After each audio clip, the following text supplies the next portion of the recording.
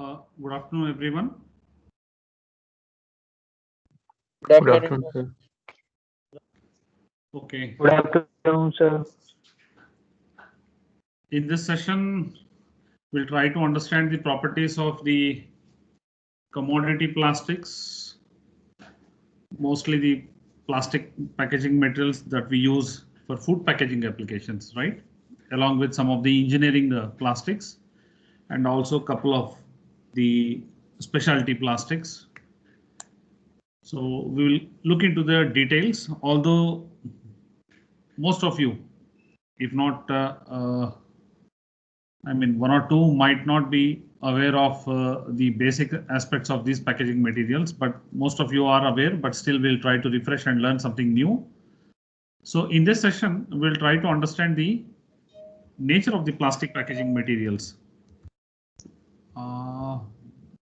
This is going to create problem for me if people join late. Let us see. Now, the first and the important plastic packaging materials that we will be learning is polyethylene. And we know that ethylene monomer. Ethylene is the monomer that forms part of the backbone of this polymer. Now, it is one of the first olefinic polymer which finds use in food packaging, and it has several advantages and couple of disadvantages, because of which it is popular. Now, if you see the word, the first polyolefinic material, it is the first.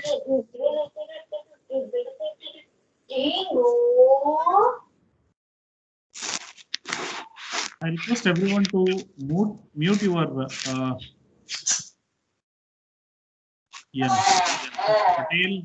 Patel Dhanwant Bhai.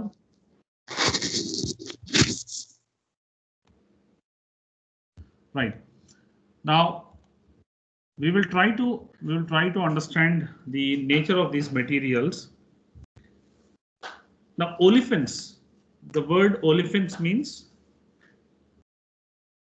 it is a synonym for oil forming materials, and the old synonym, it is for the materials containing alkenes, the double bond containing materials, because the original material which was used to form this polymer was ethylene containing a double bond.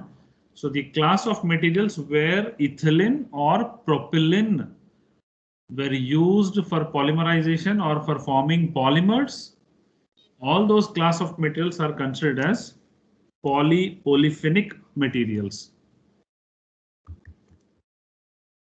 Right? Now, if you look at the polyolefinic materials, when we say ethylene and the propylene, it may contain ethylene alone as a homopolymer or propylene alone as a homopolymer, or group of materials consisting of copolymers. Now, whenever two or more monomers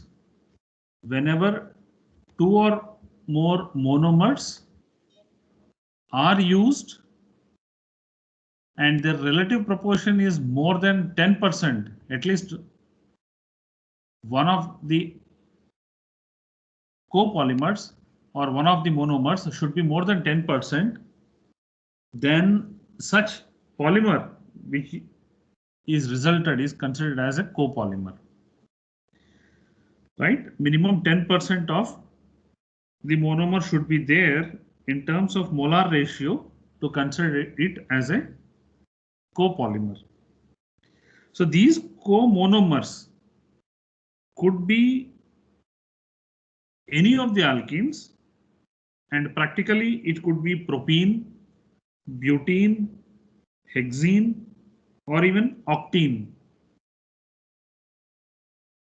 And it may also contain polar functional group containing compounds such as vinyl acetate, acrylic acid,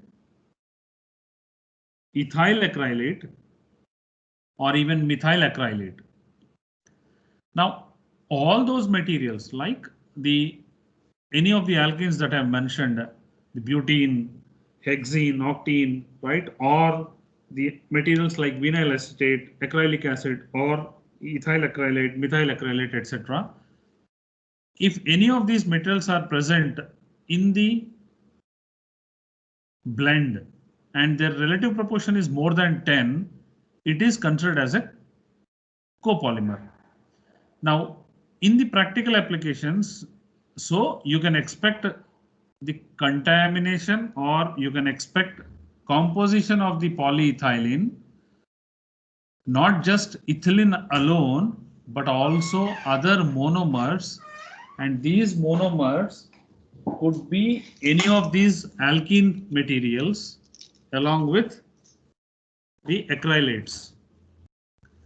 So don't be of the opinion that polyethylene polymer is just polyethylene. It may contain impurities or monomers of any of these materials with even less than 10%, because practically they may sell it in the name of pure polyethylene, but it may contain any of these monomers, and hence the properties of polyethylene will vary from supplier to supplier.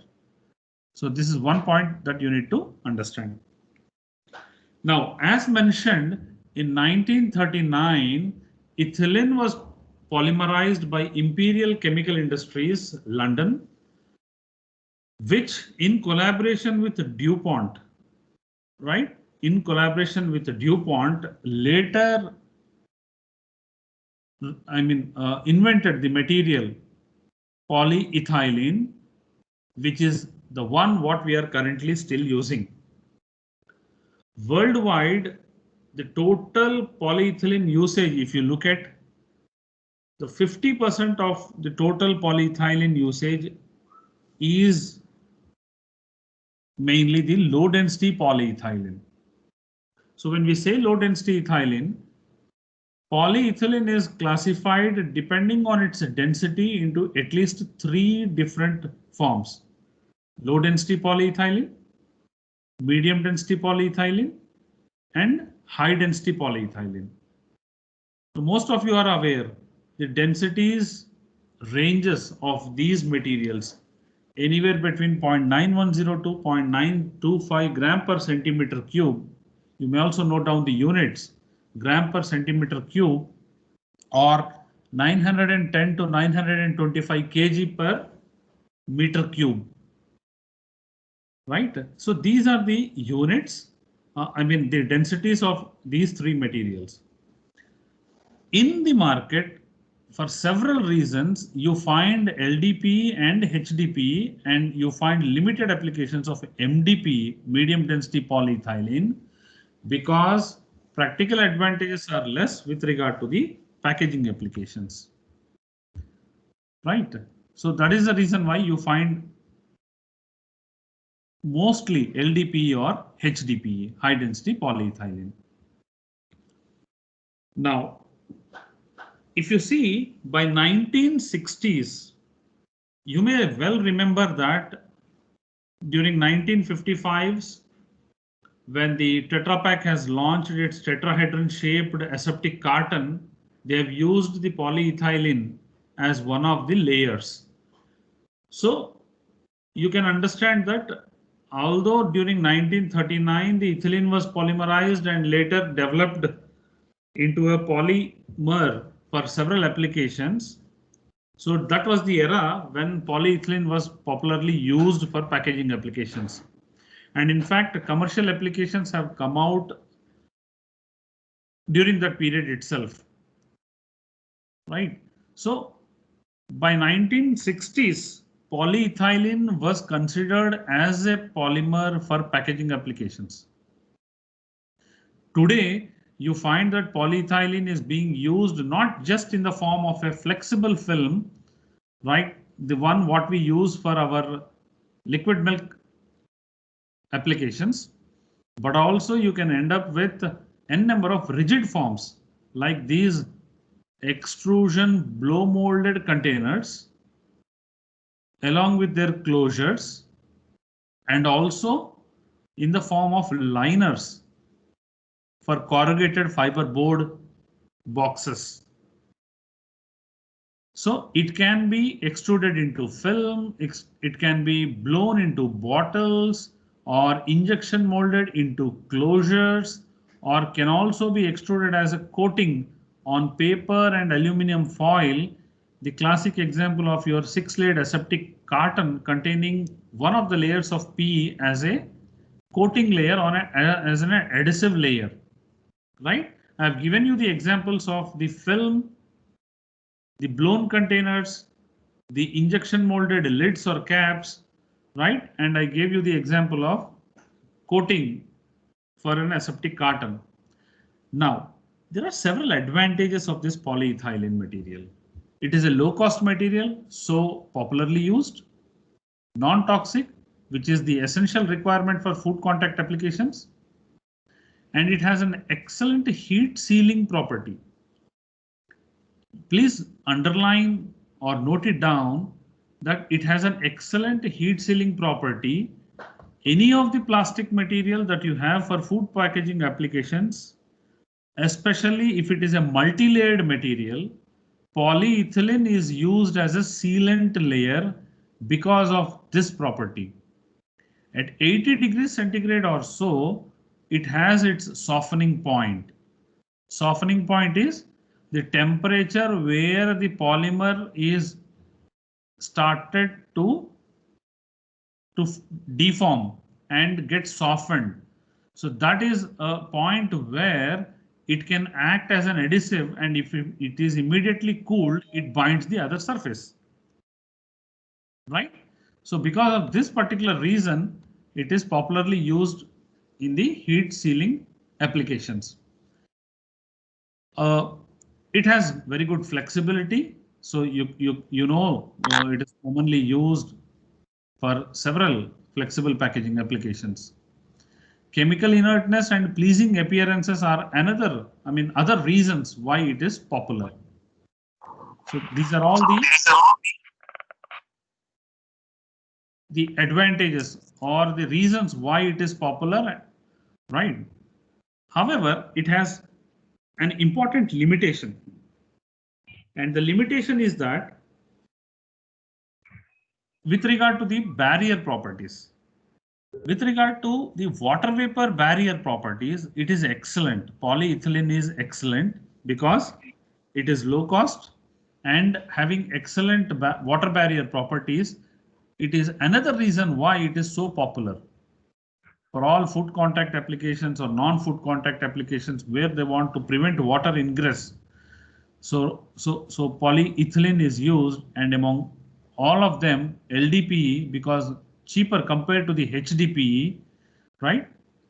So the material is having high water barrier property, so it can find applications in n number of water preventing applications, right? Where you want to prevent water ingress or water uptake by the product, which are sensitive for moisture. You can use polyethylene as an important packaging layer. The greatest disadvantage with regard to especially the LDPE, low density polyethylene, is it has poor gas barrier. On the one hand, it is excellent water vapor barrier. It has water vapor barrier, but on the other hand, it is poor gas barrier, and hence wherever you want to prevent the entry of oxygen into the food material, and most of the food materials, we know that they are oxygen sensitive for several reasons. Oxygen have to be prevented inside the pack, maybe for the oxygen mediated reactions, maybe for the growth of microorganisms, or the enzyme activity, or the auto oxidation, right? For all these reasons, we need to prevent the oxygen entry. So if you use polyethylene, looking at the water vapor barrier properties, you may end up with the oxygen mediated spoilage in the product, not related to the water related problems. So this is one important disadvantage or limitation of polyethylene. Relatively, high density polyethylene is having better gas permeable, better gas barrier properties, or better in terms of the prevention of uptake of oxygen by the products compared to LDPE. Right? Now, another important point with regard to the LDPE is, as I just mentioned, not only gas, it is poor barrier for gases, it is also poor barrier for organic vapors. And when I say poor barrier, it means it has very high permeability towards oxygen, towards carbon dioxide. And not only this, it is also having poor grease barrier or poor grease resistance. That means if you pack any of the oils or any of the fats over a period of time, the fat present on one side of the material will lead to seepage onto the other side. So it is a poor gas barrier as well as grease barrier. So this limits the applications of LDPE with regard to fat-rich product applications or fat spreads or other as a single material. So you need to have a multi-layered material for that. Now, another good point of polyethylene is the serviceable temperature of this material is between minus 40 degrees centigrade to 110 degrees centigrade. So you can use safely for frozen food applications because it can still perform at till minus 40 degrees centigrade, but only up to plus 110 degrees centigrade, indicating that you can use it probably for hot filling applications, but that depends on whether it is in a HDPE material or LDPE material. But for sure, you cannot use this material for autoclaving applications because the withstandable temperature is only up to 110 or 115 maximum, depending on several factors. Right. Now, there is a concept of branching with regard to the polymers. And if you can see this figure, LDPE is considered as a branched polymer, right? And the branching could be long or short, depending on the manufacturing technique. So a simple branching could lead to such kind of protrusions from the backbone, or altogether a different polymer chain attached to the main polymer chain. So long branching or short branching is possible, and each of these branch represents this kind of chain, CH2, CH2, CH3 ending, right? So it depends altogether on the manufacturing technique.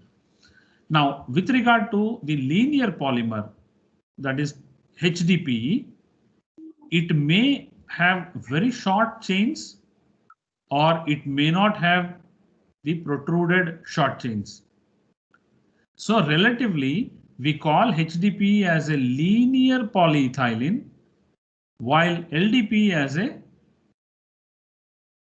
branched polyethylene. Now, because of the branching, and especially with regard to the long branching, because of this branching, the packing of the polymers will be incomplete in the entire polymeric structure. So because of the void spaces that exist between the polymer chains and in between the branches, this allows the oxygen and carbon dioxide to freely permeate through its structure compared to the HDPE. when several layers of HDPE are put together, they are tightly packed compared to the branched polymer. And this is the reason why LDPE has poor gas barrier property or high gas permeability property compared to the HDPE and several other polymers. Now, there is another concept with regard to the temperature profile of these polymers, and that is the glass transition temperature, represented as Tg. Now, when any polymer is exposed to wide temperatures, right, most of the times it exists either in an amorphous state or in a crystalline state. Almost all of the polymers does have mixed ratio of crystalline regions as well as amorphous regions. Now, let me just tell you how this is going to affect or how the structure is going to be. Now, just a minute. Now, let us take that this is a polymeric chain of HDPE, right? And more you find that the entire regions are linear, right? And whenever it is linear, the structure is also very clear that it is amorphous because there is large number of entanglements in its polymeric structure. On the other hand, you see this structure,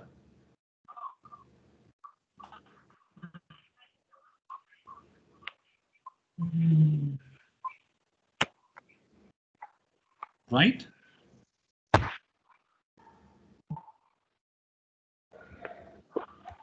Right? Now, this material is also having similar kind of entanglements. So considering as amorphous material, but there are certain regions within the polymeric backbone that they are dense. And these dense material or dense regions are considered to be as crystalline areas. So the crystalline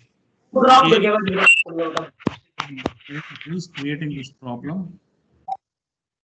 Deepak Kumar, please switch off your mic.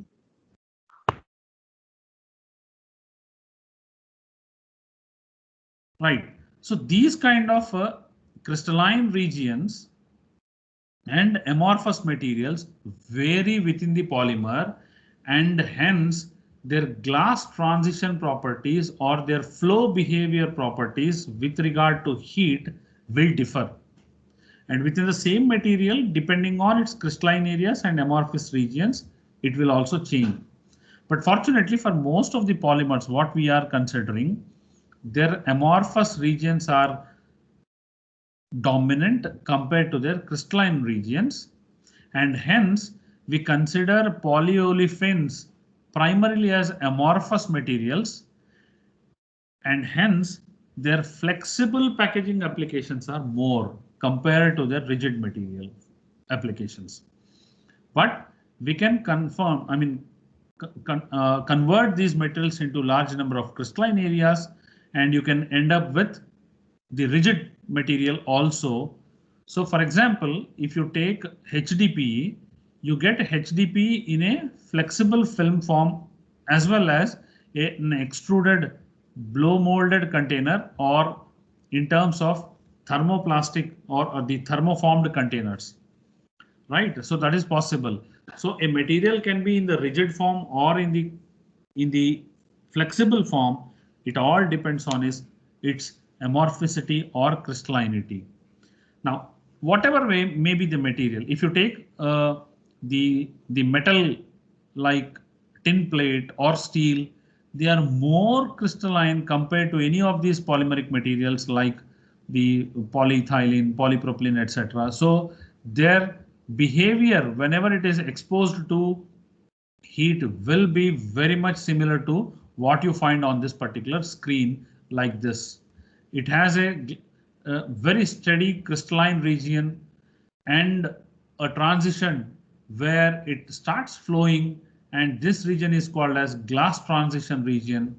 Then you have, when you increase the temperature further, you find that it now behaves as a rubber, and when further temperature is increased, it loses its elasticity or the rubber ability, and then it starts flowing viscous as a viscous fluid, and then further you can end up with different properties, right? Depending on its phase transitions. So the phase transitions in the material, when the glassy state is changed or about to change into a rubbery state, this area is called as glass transition, and the temperature where it occurs is called as glass transition temperature. This is very important to know because below the glass transition temperature for any of the polymeric materials, it will be brittle. So below glass transition temperature, it will be brittle. So if your applications are near to the glass transition temperature of the polymer, then you may end up with deformed material, and so selection of the material need to be carefully done depending on the application and the matching glass transition temperature also.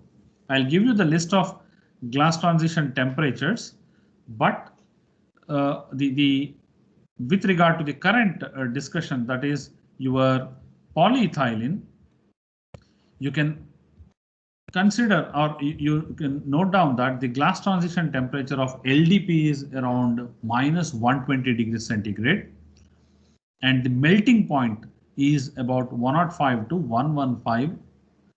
And this range, why it is not a specific melting point, is you can correlate or the analogy with regard to the melting point of ghee, right? You know that there is no sharp melting point of ghee. It all depends on the fatty acid profile of ghee. So here you can correlate it with that because of the amorphous and crystalline regions, and depending on the monomeric material in its backbone and several other factors, the melting point is dependent, so it doesn't have sharp. But anyway, the maximum is about 115, less than 121.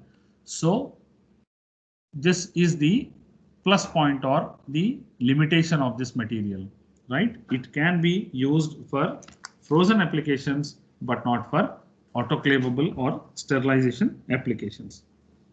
Another couple of points I couldn't put on slide, but I wish to spell it out. The water barrier properties or water permeability properties, right? And also the gas barrier properties. By the way, I'll request you to text in the chat box what is the unit of WVTR or water vapor permeability, whichever you know, you just text it, and also the gas transmission or gas permeability properties of the polymers, which you have learnt in your UG. So please text it. By the time I just need to look at the text. I request you to text the units and WVTR.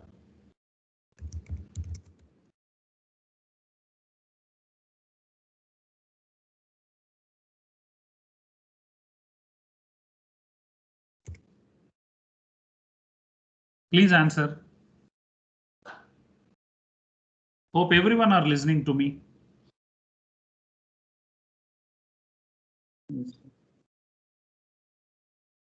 I'm waiting for your answers.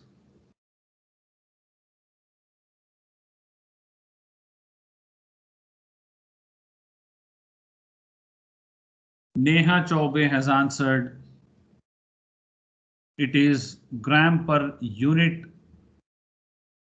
centimeter square, gram per centimeter square. Nilesh has answered as gram per square meter per day. Aditi Datta, gram per meter square per 24 hours. Gas permeability as centimeter square per second by Suresh. Amandeep, Okay, now let me tell you the answers given by Aditya Datta and Nilesh with regard to water vapor permeability, that is gram per square meter per day per 24 hours or per, that is correct. And another important addition here is you need to mention the thickness.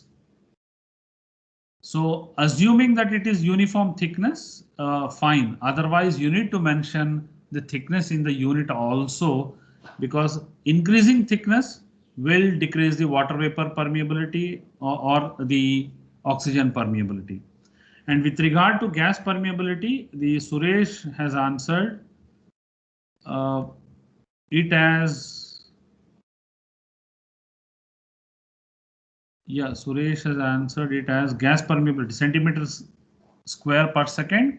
It is centimeter cube, right? Not square per square meter. I think Aditya Datta has posted it as centimeter cube per square meter per day at atmospheric pressure. Yes, but not Pascal square. Square nahi hai. It is at atmospheric pressure because gases atmospheric pressure at standard temperature and pressure. So standard gas temperature and pressure has to be noted. It is correct, centimeter cube per square meter per day per atmospheric pressure, and also keep in mind per unit thickness. Right now, coming back to the presentation. Here, please, I request you to note down the density. You have already noted the density, the glass transition temperature and melting point of LDPE has been given. I request you to note down the glass transition temperature of the permeability, sorry, the gas permeability of LDPE. It is anywhere between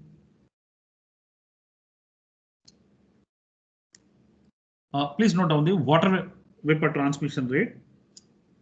It is 0.63 to 1.26 gram, 0.63 to 1.26 gram micrometer, gram hyphen micrometer.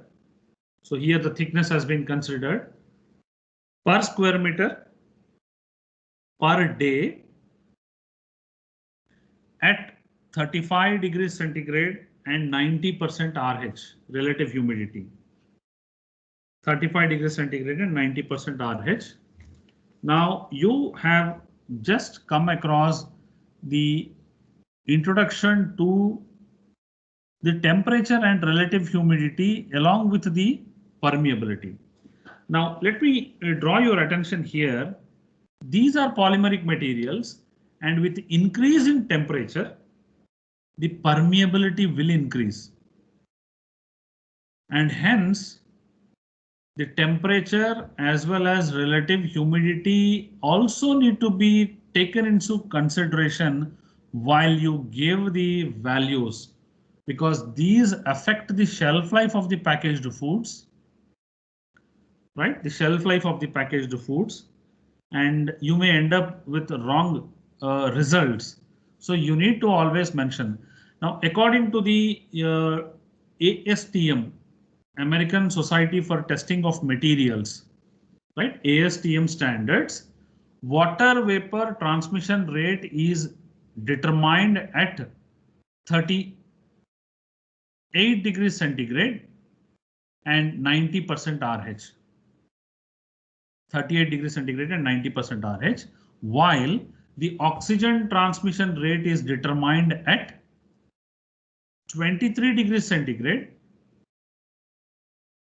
and 65% RH. But you may do the tests at any temperature and any RH, but the test report shall contain the temperature and relative humidity at which you have carried out the experiment.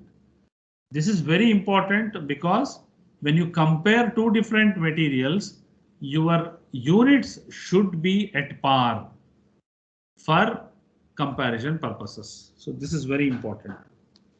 Now, there are a couple of more points that you need to understand with regard to the polyethylene. Now, the linear polyethylenes can be produced from the branched polymers also, right? And this can be done. So that means your LDPE can also be converted into a linear material, and that's the reason why you have another polymer called LLDPE, linearized low density polyethylene, or also simply called as linear low density polyethylene. This is produced by using specific catalysts. You might have heard about Ziegler-Natta catalyst in your +2 maybe. So these Ziegler-Natta catalysts are specific catalysts which contain transition metal halides such as titanium tetrachloride with reducing agents such as aluminum alkyl materials, which help in linearizing the branches while ethylene is polymerized into low density polyethylene. So it's a sophisticated technique and chemical engineering principle. So we need not go into the details, but just to tell you that it can be converted into linearized low density polyethylene, and hence the material has a new name.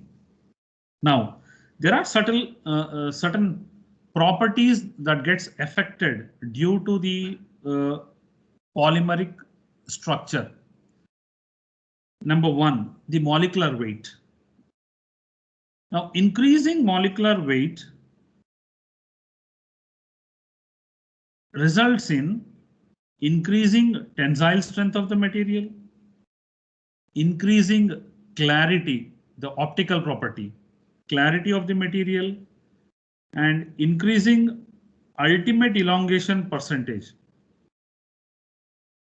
While increasing molecular weight results in decreasing tear resistance. We'll come to know about these properties while understanding the different testing methods. But the point to be noted is the moment you increase the molecular weight of polyethylene, the tensile strength, clarity, the ultimate elongation percentage, etc., they also increase, but the tear resistance decreases. Now, as the density of the material increases, as the density of polyethylene increases, the tensile strength and the melting temperature increases, while clarity, ultimate elongation percentage,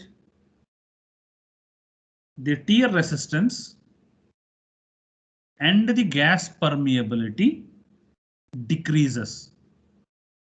So, as the density of the material increases, your tensile strength, melting temperature increases, while clarity, ultimate elongation, the tear resistance, and gas permeability, they decrease. In other words, LDPE has higher gas permeability compared to HDPE. That means HDPE is having better gas barrier property compared to LDPE. Hope this point will clear some of the important properties that we are trying to understand. So any doubts with regard to the current topic, that is the properties of polyethylene? Hello, sir. Yeah, please. Sir, can you please repeat again? By increasing the density, the properties, reducing properties are clarity, tear resistance, and gas permeability. And the fourth, yes, and the fourth one. there is a fourth parameter, I think. Here, there. See, when you increase the density, the clarity, ultimate elongation, air resistance, and gas permeability will decrease. Okay, sir. Thank you. Now, when you use an universal testing machine or tensile strength testing machine, when you apply the force, then I'll try to show it on the screen. You are able to see the screen, right? Yes, sir. You are looking at the screen, right? Now you see, if it is plotted like this on, so whenever the tensile strength is increasing, the material will try to behave like this, and there will be depending on the crystallinity and amorphicity, there will be a fracture, and then the curve goes like this, and immediately it ends.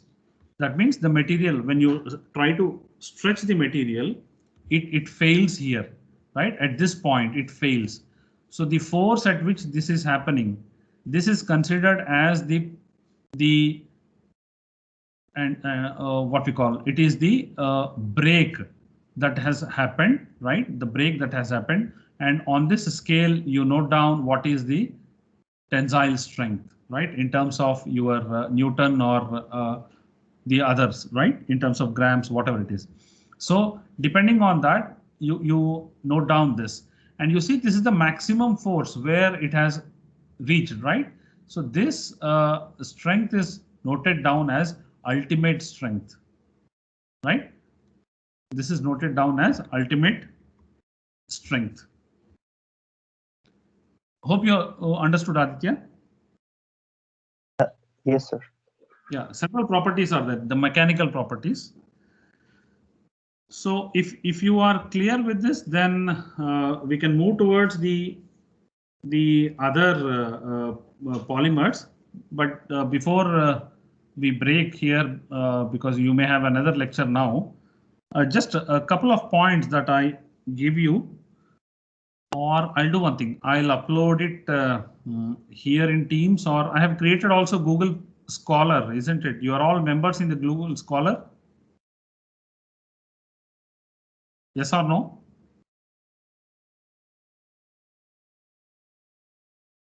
Not Google Scholar, sorry. Google Classroom. I'm sorry, Google Classroom.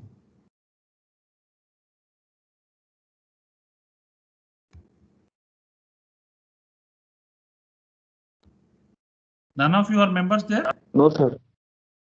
No, sir. No, sir. Okay, fine. I'll check it out, and then please send your Gmail addresses to me. You can reply to today's lecture there itself in the MS Teams and send your Gmail addresses, so that I'll include, and then I can start uploading the reference materials or the video lectures that we are taking here, or any other useful information, so that you can keep on going through, right? So I wish to end today's session here and start discussing about the other polymer, that is polypropylene, in the next class. So any doubt in today's polyethylene properties?